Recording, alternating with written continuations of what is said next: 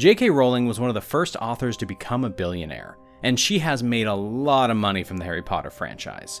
However, that's no surprise because Harry Potter is one of the best things to have ever graced the earth. But in today's video, we're going to be going over times that J.K. Rowling proved that she was insanely rich. But before we do, please leave a like and consider subscribing with notifications on, because if you do, you could get a shout out. But let's go ahead and get into it. So, as I said, J.K. Rowling is pretty well off since the Harry Potter series started in 1997. 500 million copies of the books have been sold worldwide, with the last book of the series breaking records and becoming the fastest-selling fiction book of all time.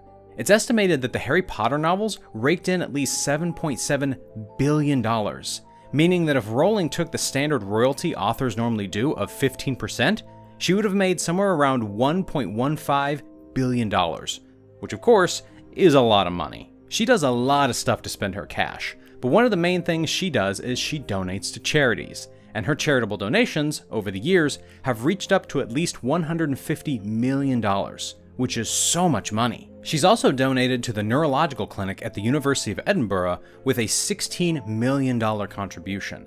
But she's also founded an international children's rights organization, the Lumos Foundation, as well as the Forlan Charitable Trust to alleviate social deprivation across Scotland. With all that being said, I'm sure you're asking yourself, but how does this author treat herself?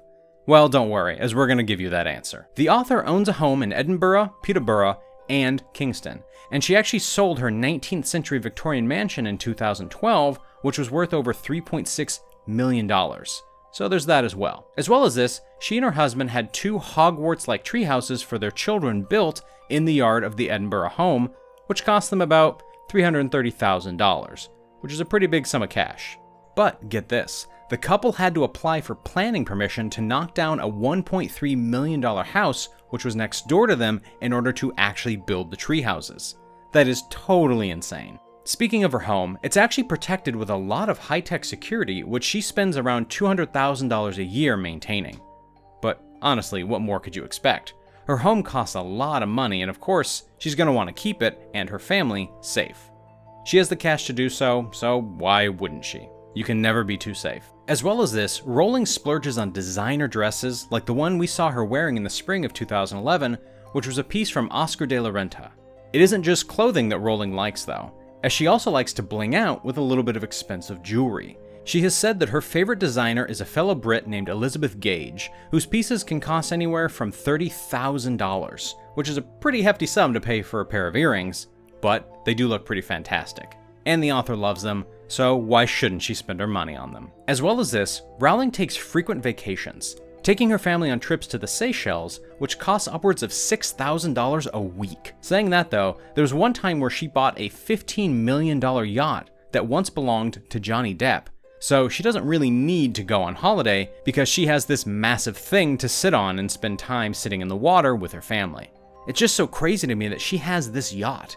It's beautiful, but $15 million is not a small number. Rowling is also very well known for being an extravagant gift giver, and there was actually one time where she sent a fan a collection of Harry Potter memorabilia worth over $11,000, which is so insane, and I honestly would have loved to have been that fan. She also gives gifts to her family and friends, but I'm sure you would have guessed that, to be honest. Did you know that she also bought her very own fairy tale estate nestled into the countryside that was worth over $500,000? Well, she did.